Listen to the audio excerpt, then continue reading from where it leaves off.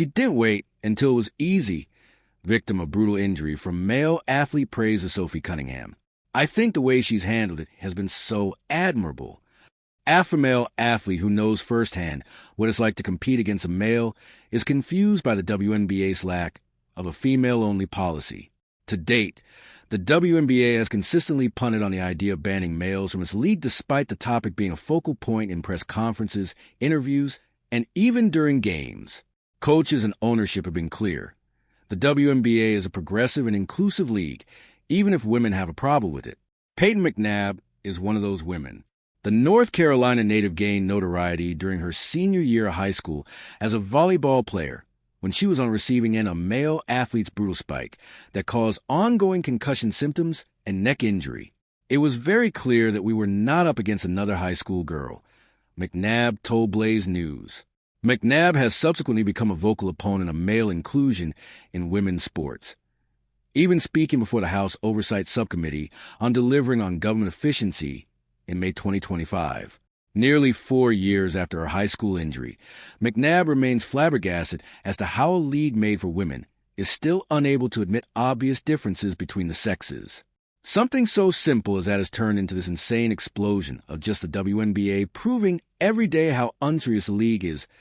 McNabb declared, "It's just been crazy to watch." At the same time, McNabb praised Indiana Fever player Sophie Cunningham, the first player in the league to outright state that men should not be allowed to play with women and that boys should not share locker rooms with girls.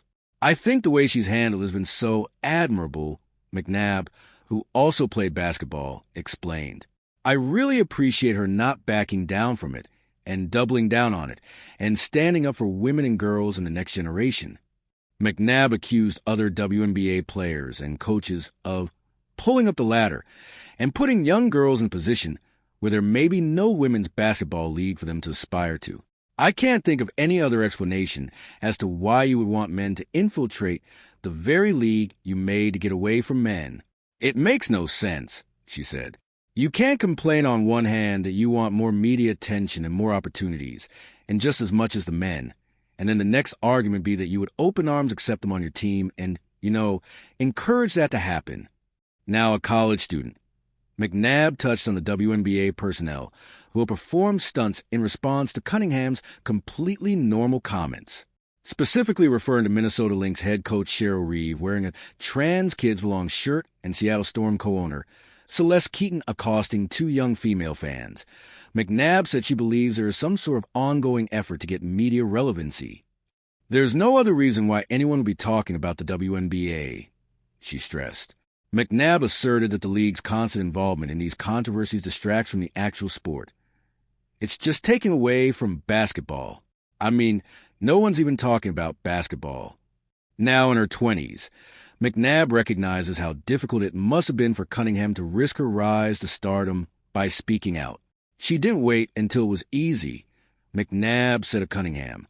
"She really said it when her career was taking off and, when she has so many eyes on her. I know it means a lot to me, but I just know how much it means to a bunch of young girls, young athletes across the country who look up to her so much," she added. McNabb revealed that the whole conversation around protecting women's sports has resulted in her being called a TRF, bigoted, transphobic loser, when, in her opinion, all women are asking for is the bare minimum. A women-only locker room and an even playing field don't seem like too much to ask, the college student said, adding that even her most fervent detractors are putting forth a losing argument. "It's just real life, and it's okay to think that. And the people that disagree with you, I think deep down, they've got to know